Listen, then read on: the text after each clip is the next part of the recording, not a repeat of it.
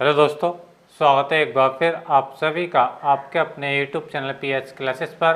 तो दोस्तों, आज के इस वीडियो लेक्चर में हम पढ़ेंगे वैद्युत द्विध्रुव की निरक्षीय या लंब समद्विभाजक स्थिति में वैद्युत क्षेत्र की तीव्रता का व्यंजक। दोस्तों, आपको बताता चलूँ कि मैंने इससे पिछले वीडियो लेक्चर में वैद्युत द्विध्रुव की अक्षीय स्थिति में वैद्युत क्षेत्र की तीव्रता के लिए सूत्र प्राप्त करके आपको दिखाया था। तो आज के इस वीडियो लेक्चर में हम पढ़ेंगे वैद्युत द्विध्रुव की निरक्षीय स्थिति। बेटा, निरक्षीय स्थिति को लंब समद्विभाजक स्थिति भी कहते हैं बेटा, ठीक है। तो आज हम इस स्थिति में वैद्युत क्षेत्र की तीव्रता का व्यंजक देखने वाले हैं। तो दोस्तों, आप लोगों से मेरा विशेष रिक्वेस्ट ये है कि यदि आप लोग अभी तक अपना कॉपी पेन लेकर के नहीं बैठे बेटा, तो अभी अपने कॉपी पेन लेकर के बैठ जाइए और मेरे साथ अपना नोट्स बनाना शुरू कर दीजिए। तो हमेशा की तरह पहले पूरे लेक्चर को समझेंगे, फिर हम लेक्चर को समझने के बाद इसका आप लोग इसका स्क्रीनशॉट लेंगे और अपना नोट्स बना लेंगे स्टूडेंट, ठीक है। तो चलिए करते हैं अपने लेक्चर को। तो स्टूडेंट, जैसे कि आप लोग जानते हैं, देखिए मैंने कुछ डायग्राम से बचाने के लिए स्क्रीन पर बना रखा है। मैंने ये बनाया, देखिए ए बी का एक बेटा वैद्युत द्विध्रुव है, ठीक है, जिसके ए सिरे पर प्लस क्यू आवेश है, बी सिरे पर माइनस क्यू आवेश है और दोनों आवेशों के बीच की दूरी कितनी है बेटा? 2L है, ठीक है। अच्छा, अब देखिए स्टूडेंट, हम आज जो तीव्रता निकालेंगे वैद्युत द्विध्रुव की निरक्षीय स्थिति में। निरक्षीय स्थिति का मीनिंग बेटा ये होता है, देखिए अगर ये वैद्युत द्विध्रुव है मेरे हाथ में, ठीक है स्टूडेंट, एक एग्जाम्पल मैं दे रहा हूँ, अगर आप इसको वैद्युत द्विध्रुव समझें, ठीक है, तो हम निरक्षीय स्थिति का मतलब है या तो हम इसके ऊपर तीव्रता निकालेंगे या फिर इसके नीचे की ओर तीव्रता निकालेंगे। लेकिन अगर बात करते हैं अक्षीय स्थिति की बेटा, तो तीव्रता निकलती है इससे अक्षीय समांतर, जैसे कि मैंने कल निकाला था। अक्षीय स्थिति में तीव्रता या तो हम इस साइड को निकालते हैं जैसे मैंने कल निकाला था, या फिर हम इस साइड को तीव्रता निकालते हैं, ठीक है। तो ये तो हम पढ़ चुके हैं, लेकिन हम पढ़ा है वैद्युत द्विध्रुव की निरक्षीय स्थिति में। तो मान लीजिए बेटा, हमने ये माना कि वैद्युत द्विध्रुव की निरक्षीय स्थिति में, कौन सी स्थिति बेटा? निरक्षीय स्थिति में। वैसे निरक्षीय स्थिति को बेटा लंब समद्विभाजक स्थिति भी कहते हैं। कई बार एग्जाम में सवाल इस टाइप से आया, लंब समद्विभाजक बेटा इसलिए कहते हैं कि जैसे कि देखिए स्टूडेंट, ये आप देख रहे हैं यहाँ पे कोई बिंदु P है, क्या है? कोई बिंदु P, ठीक है। P से अगर इस पर जो लंब डालेंगे बेटा, तो ये द्विध्रुव दो भागों में बढ़ जाएगा, ठीक है। एक भाग रहेगा आपका OA, दूसरा रहेगा आपका OB।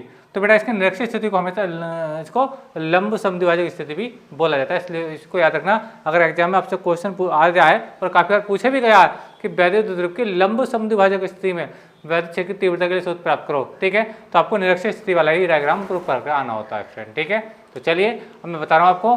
देखिए स्टैंड, हमने ये किया कि वैद्युत द्विध्रुव जो आपका AB देख रहा है, इसके मध्य बिंदु O से R दूरी पर, O से R दूरी पर कोई बिंदु क्या बेटा? P है। कोई बिंदु क्या बेटा? ये P है, ठीक है। और इस P पर ही हमें क्या निकालनी है बेटा? वैद्युत क्षेत्र की तीव्रता निकालनी है, ठीक है। अब तीव्रता प्लस क्यू आवेश से भी निकलेगी और माइनस क्यू आवेश से भी निकलेगी। हमें ये पता होना चाहिए कि प्लस क्यू आवेश से बिंदु P की दूरी कितनी है। तो आइए अब इसको हम देखते हैं। तो एक स्टैंड, हम जब बिंदु P से और A की दूरी देखेंगे, यानी प्लस क्यू आवेश की दूरी देखेंगे, तो हम इसको इस टाइप से हम ड्रॉ कर लेंगे स्टैंड, ठीक है, जैसे कि आप लोग समझ रहे होंगे बात को। देखिए स्टैंड, अब ये दूरी है कितनी, इसके बारे में बात कर लें। देखिए ध्यान से समझे बच्चों, ये क्या देखिए एक त्रिभुज बन गया। अब त्रिभुज बन गया, देखिए बेटा ये लंब समद्विभाजक यानी ये तो आपका थीटा 90 है, बात समझ में आ रही है। और ये मान लीजिए कोई दूसरा थीटा है, बात समझ में आ रही है बेटा। तो याद रखें कि ये जो दूरी है बेटा, यानी देखिए ये कितनी दूरी पर है? O से P तक की दूरी में आपको पता चलना बेटा अब कितनी है? R है। O से जो P की दूरी है वो R है, और O से लेकर के L तक की जो O से लेकर के A तक की जो दूरी है वो कितनी L है। तो ये मुझे कितनी जाएगी? पाइथागोरस थ्योरम जब निकालेंगे बेटा, तो ये हो जाएगी वर्गमूल, क्या हो जाएगा? R² प्लस L², क्योंकि बेटा ये कर्ण है, क्या ये कर्ण है, ठीक है, और ये लंब है, बात समझ में आ रही है। और ये क्या? इसका आधार है। तो मुझे लंब और आधार दोनों पता है, लंब और आधार दोनों पता है बेटा, ठीक है। तो जब मैं इसे कर्ण निकालूंगा, तो कर्ण निकालने के लिए फार्मूला आएगा बेटा आपका वर्गमूल R² प्लस L², ठीक है स्टूडेंट। तो ये डिस्टेंस आएगी O से लेकर के P तक की दूरी, ठीक है। अच्छा, इसी प्रकार मुझे B से और P तक की दूरी चाहिए, क्योंकि B पे माइनस क्यू चार्ज है, बात समझ आ रही है। तो मैं इसको इससे ड्रॉ कर लूँगा, जब मैं इसको इससे स्टैंड में मिलाऊंगा तो ये मिल जाएगा। तो ये दूरी जो आएगी बेटा, ये दूरी आएगी आप लोग पास वर्गमूल R² प्लस L² के बराबर आएगी। उम्मीद है कि मेरी बात आपको समझ में आ रही होगी। मैंने क्या कर रहा है, इसके अंदर क्या लगा? पाइथागोरस थ्योरम लगा करके, ठीक है। मेरे पास आधार लंब तो है, आधार भी है, लेकिन कर्ण नहीं, तो कर्ण मैंने आपको निकाल दिया स्टैंड, ठीक है। तो अच्छा, अब स्टैंड, अब देखिए आगे देखते हैं इसके लिए। अब थ्योरी क्या है बेटा? थ्योरी को समझ लें। थ्योरी केवल इतनी है जो मैंने लिखा है। देखिए हमने लिखा था कि माना AB एक वैद्युत द्विध्रुव है जो परावैद्युतांक K वाले माध्यम में स्थित है। परावर्तन के वाले माध्यम का मीनिंग बेटा ये है कि ये या तो बॉर्डर के अंदर रखा है, या फिर तेल के अंदर रखा है, या फिर कांच के अंदर रखा है। ठीक है, ये पदार्थ क्या बेटा वैद्युत पदार्थ, परावर्तित पदार्थ कहलाते हैं। ठीक है, तो माना ए भी एक वैद्युत द्विध्रुव है जो परावर्तन के वाले माध्यम में स्थित है, जिसके ए सिरे पर प्लस क्यू आवेश, बी सिरे पर माइनस क्यू आवेश और दोनों आवेशों के बीच की दूरी 2L है। ठीक है, 2L मतलब एक L और एक L दोनों जुड़ा होगा तो 2L हो जाएगा स्टूडेंट। ठीक है, अब लिखेंगे नई लाइन से, माना वैद्युत ध्रुव की निरक्षीय स्थिति में, बेटा कौन सी स्थिति में, निरक्षीय स्थिति में इसके मध्य बिंदु O से R दूरी पर कोई बिंदु P है जहाँ वैद्युत क्षेत्र की तीव्रता की गणना करनी है। तो चलिए अब तीव्रता की गणना करते हैं। तो स्टूडेंट आप थ्योरी को पढ़ सकते हैं, जो मैंने अभी बोला वही ये थ्योरी लिख रखी है स्टूडेंट। ठीक है, मैं लिखा प्लस क्यू आवेश के कारण बिंदु P पर तीव्रता, यानी ये जो प्लस क्यू चार्ज है इसके कारण तीव्रता देखूंगा बिंदु P पर। तो तीव्रता के लिए फार्मूला लगाते हैं हम। देखिए क्या होता है, 1/4πε0k। ठीक है, और क्या होता है बेटा, Q/r² होता है। लेकिन r क्या है, प्लस क्यू आवेश से बिंदु P की दूरी वो कितनी है, देखिए ये वर्गमूल समझे r² प्लस L²। क्या करूँगा मैं, होल स्क्वायर करूँगा। क्या करूँगा बेटा, होल स्क्वायर। जब बेटा होल स्क्वायर करूँगा तो ये चीज़ से कैंसिल आउट हो जाएगी, यानी ये चीज़ से क्या हो जाएगी, कैंसिल आउट हो जाएगी, यानी इस टाइप से। बस में आ रही है, तो मैं एक लाइन को कम करूँगा तो मैं इस लाइन को डायरेक्ट कम ही कर देता हूँ। ठीक है स्टूडेंट, उम्मीद करता हूँ मेरी बात आपको समझ में आ रही होगी। ठीक है, यानी कहने का मतलब ये है कि जो तीव्रता के जो डिस्टेंस की जो फाइनली डिस्टेंस रहने वाली है r² प्लस L² के बराबर रहेगी। एक बार फिर से बता चलूँ, मैंने वर्गमूल को उसी घात से काट दिया, घातों से।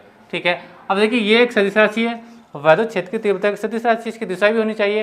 तो देखिए अब दिशा क्या होती है, प्लस आवेश हमेशा दूर क्यों होती है, वैद्युत क्षेत्र की तीव्रता एक सदिश राशि होती है बेटा जिसकी दिशा हमेशा प्लस से दूर की ओर होती है। अब तीव्रता प्लस आवेशी है, तीव्रता यहाँ देख रहा हूँ तो प्लस से, यानी बिंदु P से मुझे प्लस से दूर चलना है, बिंदु P है। ठीक है, मुझे प्लस से दूर चलना है तो प्लस से दूर तो मैं इस टाइप से चलूंगा। तो मान लीजिए इसकी जो डायरेक्शन आएगी बेटा वो इस टाइप से आएगी।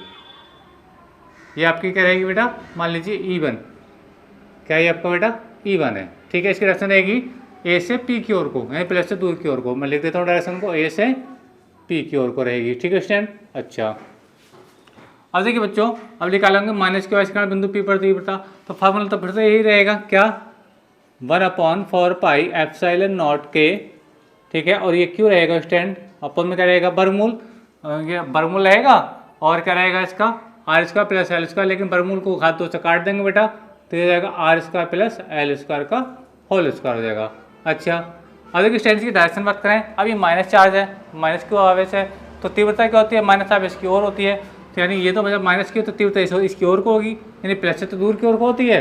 यानी बिंदु P से मुझे चलना था प्लस से दूर, तो इधर चला, लेकिन बिंदु P से चलना मुझे माइनस की ओर, माइनस की तो फिर ये तो मुझे इधर आना पड़ेगा, यानी ये आएगा आपका बेटा E2, ये आएगी बेटा आपकी E2 की डायरेक्शन आएगी।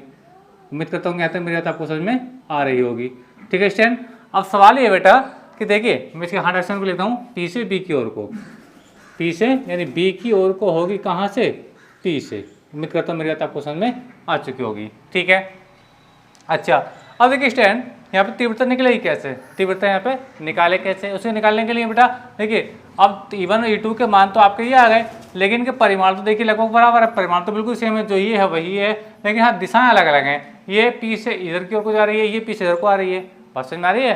तो हमें क्या करना पड़ेगा, अब E1 और E2 को ये जो आप द्विध्रुव देख रहे हैं AB, इसके सापेक्ष लंबवत और समांतर घटकों में वियोजित करना पड़ेगा, यानी हमें इसकी परिणामी तीव्रता निकालनी पड़ेगी, क्योंकि यहाँ पे ये परिणामी तीव्रता नहीं आ रही है बेटा, क्यों ना कोई इसके बीच में कोई ना कोई ये एंगल बन रहा है, कोई ना कोई इसके बीच में क्या बन रहा है, ये एंगल बन रहा है। ठीक है स्टूडेंट, अच्छा अब तीव्रता कैसे निकालेंगे इसको समझो। देखिए स्टूडेंट इनका जो परिणामी आएगा, ठीक है परिणामी तो बाद में निकालेंगे, पहले मैं इसको समझाता हूँ कि इसको वियोजित कैसे करते हैं। देखिए स्टूडेंट ध्यान समझें, देखिए तो पहले मैं ये लिखता हूँ अतः बिंदु P पर परिणामी तीव्रता। ठीक है, चलो पहले मैं डायग्राम को समझाता हूँ ताकि आपको दिक्कत ना लगे। ठीक है, अब देखिए ये जो E1 है, ये जो वेक्टर E1 आपको दिख रहा है स्टूडेंट, ठीक है, अब इसे दो घटकों में वियोजित करना है, इसके सापेक्ष AB के समांतर AB के लंबवत। देखिए अगर मैं यहाँ से AB पर लंब डालूंगा तो लंब या तो ऊपर की ओर को देख लो या नीचे की देख लो, यानी इसे कोई लाइन ड्रॉ कर दूँ इस पर लंब आ जाएगा। यानी कहने का मतलब मेरा बेटा ये है, ध्यान से समझो, ये ठीक है ये रहेगा आपका बेटा E1।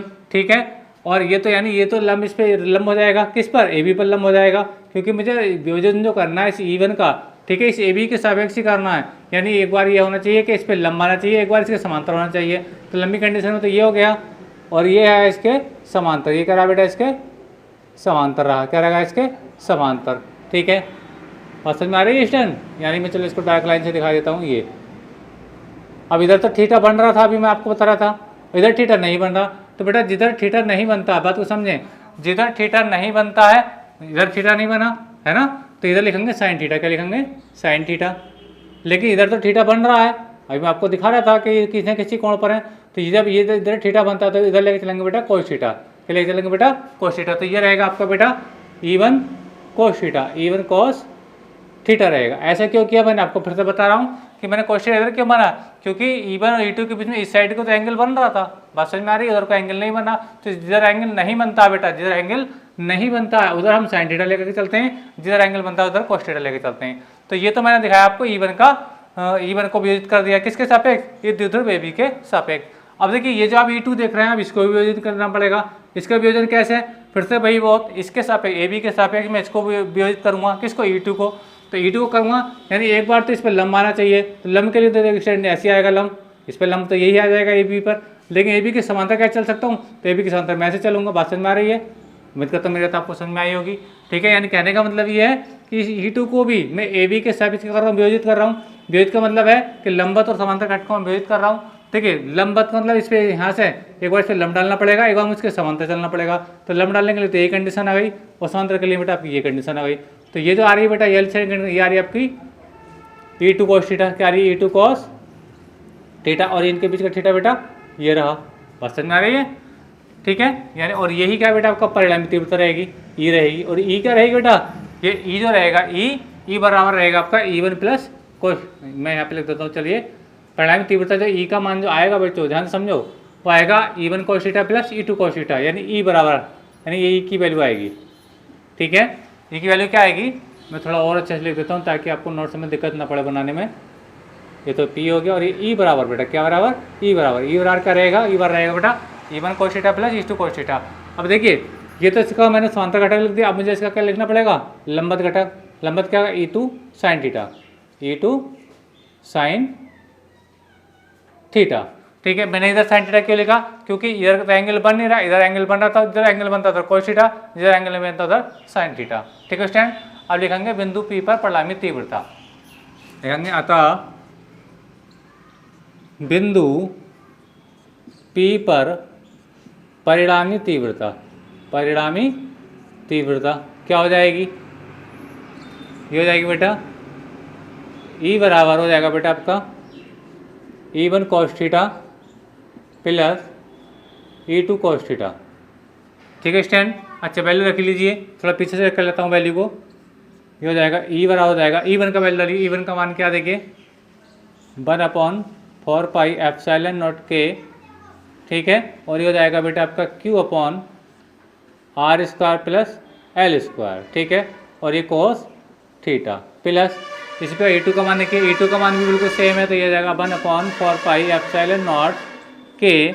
ठीक है, और ये Q अपॉन हो जाएगा बेटा आपका r² plus L², cos theta बेटा आपका ये आ गया। मैंने क्या किया यहाँ पे, क्या ये कि E1 का मान ये रख दिया, E2 का मान ये रख दिया। ठीक है, cos थीटा ये वाला और ये वाला बिल्कुल सेम आ गया। अब ऐसे तो कहते हैं दोनों चीज़ें सेम है, दो बार इसको लिख सकता हूँ, 2 × 2 लिख सकता हूँ इसका टाइप से, लेकिन मैं देखिए ये चीज़ आपको कॉमन लेकर दिखा रहा हूँ ताकि आपको बेटर समझ में आए। तो E बराबर लिख सकता हूँ इसको 1/4 पाई एप्सिलॉन नॉट K। ठीक है, Q पास में आया, और ये भी कॉमन ले लीजिए क्योंकि Q अपॉन R अपॉन में भी सेम वैल्यू आ रही है, ये भी सेम आ रहा है ना, तो ये हो जाएगा बेटा r² प्लस L²। ठीक है, अच्छा अब ये हो जाएगा एक cos थीटा ये, एक cos थीटा ये, तो कितना हो जाएगा, ये 2 cos थीटा हो जाएगा, यानी cos theta plus cos theta ऐसे लिख सकते हो आप लोग। आसान में आ रही है मेरी बात, तो 2 cos थीटा हो गई, एक cos थीटा ये cos थीटा ये पीछे प्लस चल रहा है, तो इसको मैं थोड़ा अच्छे से लिखने के लिए मैं ये कर रहा हूँ कि मैं लिख रहा हूँ 2 × cos थीटा। ठीक है, बात समझ में आ रही है। अब सोच रहे हो आप लोग कि E1 sin थीटा और E2 sin थीटा क्यों नहीं लिखा, मैंने इसलिए लिखा क्योंकि E1 sin थीटा यानी लंबवत घटक है। ठीक है, और ये भी लंबवत घटक है, तो E1 sin थीटा और E2 sin थीटा एक दूसरे के क्या बेटा विपरीत हैं, एक दूसरे के विपरीत होने के कारण क्या हो जाएगा बेटा, ये एक दूसरे से कैंसिल आउट हो जाएंगे। बस समझ में आ रही है। जबकि ये जो समांतर घटक हैं E1 cos थीटा और E2 cos थीटा एक ही दिशा में होने के कारण क्या हो जाएंगे बेटा, ये जुड़ जाएंगे, जो जैसे कि मैंने यहाँ पे आपको जोड़ करके दिखाया है। ठीक है, अच्छा अब देखिए अब मुझे cos थीटा की वैल्यू चाहिए, तो ये तो थीटा 90 है, बस समझ में आ रही है, और ये कोई थीटा है, तो cos थीटा क्या हो जाएगा, चित्र से देखो तो देखिए कोशिका क्या होता है बेटा, आधार बटे कण होता है, तो आधार बटे कण होता है। देखिए इस भुजा पर 2 एंगल बन रहे हैं, तो ये आधार है, तो आधार का मतलब ये एल है। आधार बटे कण, कण कितना आपका ये क्या है, देखिए वर्गमूल R square plus L square. ठीक है, इसका वर्गमूल बढ़ा देंगे तो इसका आधी घात लिख सकते हैं, देखो इसके ऐसे लिख सकते हैं, ये भी आपको समझ में आ रहा होगा, यानी इस टाइप से भी इसको मैं लिख सकता हूँ स्टैंड। ठीक है, थोड़ा और अच्छे से दिखा देता हूँ, थोड़ा पास में लिख करके इसको, ये जगह R square plus L square की पावर कितनी जाएगी, 1/2 हो जाएगी। ठीक है, चलिए लिख देता हूँ इस चीज़ को मैं। तो ये फार्मूला बनेगा E = 1/4πε0 Q upon R square plus L square, और ये 2 इंटू कोशिका का वैल्यू क्या है, L upon R square plus L square का पावर में हाफ यानी आधी घात, L upon R square plus L square की पावर कितनी बताइए, 1/2। उम्मीद करता हूँ यहाँ तक मेरी बात आपको समझ में आ चुकी होगी स्टैंड। ठीक है, अब देखिए थोड़ा और अच्छा समझो। देखिए इस Q को, 2 को और L को, यानी कहने का मतलब ये है, चलिए मैं इस 2 को थोड़ा इसके साथ में लिख देता हूँ, ये जो 2 है वो ये आ गया और L आपका ये आ गया। ठीक है स्टैंड, इस टाइप से अब तो समझ में आ रहा होगा। तो देखिए अब मैं क्या करूँगा, इस Q × 2L को साथ लिख लूँगा, और देखिए ये पावर कितनी है, ये पावर कितनी है 1, और आधी पावर कितनी है ये, तो 1 को और आधी को जोड़ा तो कितना हो जाएगा, 1.5 का मतलब 3/2 हो जाएगा। यानी मैं कहने का मतलब है कि मैं इसको लाइन में लिख ये चीज़ लिख सकता हूँ, ये वाला हो जाएगा आपका 1/4πε0 K, और ये हो जाएगा बच्चों आपका 2, देखिए Q × 2L।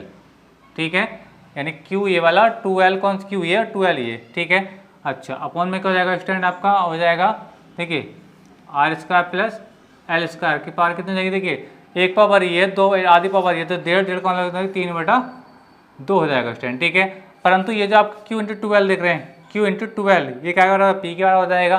ठीक है, चलिए मैं यहाँ पे बता रहा हूँ आप लोगों को, देखिए ये ध्यान समझिए बेटा, परंतु हो जाएगा Q × 2L बराबर कितना हो जाएगा, P के बराबर हो जाएगा, वैद्युत द्रव्यमान हो जाएगा। ठीक है, तो ये P के बराबर बन जाएगा, तो E बराबर हो जाएगा बेटा आपका, E बराबर हो जाएगा, E बराबर 1/4πε0 K। ठीक है, ये जाएगा P, और ये जाएगा बेटा R square plus L square की पावर कितनी है बेटा, 3/2 हो जाएगी। ठीक है स्टैंड, मैं करता हूँ यहाँ तक मेरी बात आपको समझ में आई होगी। अब फिर से बेटा वही केस, अब यहाँ पे ये देखना पड़ेगा कि देखिए हमें तीव्रता का निकालनी है, ओ से लेकर के 8 दूरी पर निकालनी है, ओ से P तक की दूरी जो है R है, बस में आ रही है। तो इसमें क्या L भी आ रहा है और R भी आ रहा है। अब सवाल ये कि किसको छोड़ें किसको रोकें, बात समझ में आ रही है। तो मैंने कल आपको बताया था और 3 एग्जाम्पल भी दे करके आपको बताए थे। ठीक है, तो यानी इसमें करते क्या है, जो दूरी छोटी होती है, ठीक है, उसको छोड़ देते हैं, और जो डिस्टेंस बड़ी होती है उसको लेकर के चलते हैं। तो यहाँ पे L का मान क्या है बेटा, बहुत सूक्ष्म है, यानी R का मान बहुत बड़ा है, O से लेकर P तक ये R बहुत बड़ा है, जबकि जो O से लेकर L ए तक यानी ये जो L है बहुत छोटा है, यानी L बहुत छोटा है और R क्या बहुत बड़ा है। बात समझ आ रही है। और जब स्क्वायर करूँगा तो बड़ी राशि का जब स्क्वायर करते हैं बेटा, तो इसका मान और भी ज़्यादा बड़ा हो जाएगा और इसका मान और भी छोटा हो जाएगा। बात समझ में आ रही है। तो यहाँ पे लिखेंगे, देखिए यहाँ पे करना ये है कि L is less than R, तब तो L square is more less than R square. मैं कहने मतलब है कि L छोटा है R से, तब L स्क्वायर और भी छोटा होगा R स्क्वायर से। ठीक है, तो लिखेंगे अतः L स्क्वायर को R स्क्वायर की तुलना में नगण्य करने पर, नगण्य का मतलब छोड़ने पर, करिए नगण्य कैसे करेंगे, तो इसको यहाँ पे L को छोड़ेंगे तो ये लेगा E बराबर हो जाएगा स्टैंड आप लोग के पास, E बराबर हो जाएगा आपके पास 1/4πε0 K। ठीक है, और ये जाएगा P अपॉन ये जाएगा R स्क्वायर की पावर कितने है 3/2। मैंने क्या किया ध्यान से समझे, मैंने क्या किया, इसे L स्क्वायर को छोड़ दिया, बस समझ में आ रही है, क्योंकि ये छोटा है। अब मैंने R स्क्वायर ये बचा था और इसकी पावर 3/2 हो जाएगी। अब देखिए पावर 2 से 2 ये कैंसिल हो जाएगी बच्चों, और जब ये कैंसिल हो जाएगी, ठीक है, तो ये देखिए मैं यहाँ पे इसको पैक कर देता हूँ। देखिए यहाँ पर फार्मूला आएगा E बराबर 1/4πε0 K और P अपॉन R की क्यूब। उम्मीद करता हूँ मेरी बात आपको अच्छे समझ में आ गई होगी, न्यूटन पर कूलाम। तो स्टैंड यही वो आर्टिकल था जो आपसे प्रूव करने के लिए वैद्युत द्विध्रुव की निरक्षीय स्थिति में जब हम वैद्युत क्षेत्र की तीव्रता के लिए सूत्र निकालते हैं तो E बराबर कितना आता है, E बराबर आता है बेटा 1/4πε0 K P अपॉन R की क्यूब। ठीक है। अब देखिए निर्वात वायु के लिए क्या मान कितना होता है, 1 होता है। इसको छोड़ सकते हैं, मैं आपको पहले बता चुका हूँ। तो निर्वात या वायु के लिए क्या होता है, के कितना होता है बेटा, 1 होता है। के कितना होता है बेटा, 1। आप इतना ही प्रूव करके आ जाएंगे बेटा, तो आपका आंसर बिल्कुल पूरा हो चुका है। ठीक है स्टूडेंट, तो इस प्रकार हमने देखा कि वैद्युत ध्रुव की निरक्षीय स्थिति में वैद्युत क्षेत्र की तीव्रता का व्यंजक किस प्रकार ज्ञात किया जाता है। तो उम्मीद करता हूँ बेटा वीडियो लेक्चर आपको अच्छा लगा होगा। वीडियो लेक्चर आपको अच्छा लगा तो वीडियो को लाइक और शेयर जरूर करें। तो स्टूडेंट मिलेंगे अगले वीडियो में, तब तक के लिए धन्यवाद। अब आप इसका स्क्रीनशॉट ले लीजिए।